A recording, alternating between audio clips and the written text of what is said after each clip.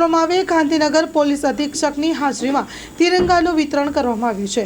આન બાન અને શાન સાથે હર ઘર તિરંગા લહેરાય તે ઉદ્દેશ્ય સાથે શહેરના સર્કલ ખાતેથી ગાંધીનગર પોલીસ અધિક્ષક નાઓના ઉત્સાહભેર ટ્રાફિક ટીમ સાથે દરેક વાહન ચાલકોને આદર સન્માન સહ તિરંગા રાષ્ટ્રધ્વજનું વિતરણ કરવામાં આવ્યું હતું।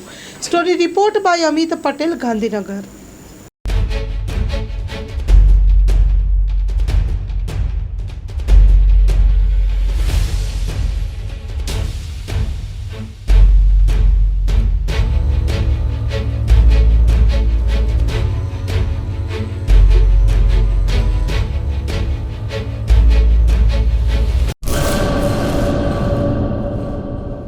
શું નામ તમારું?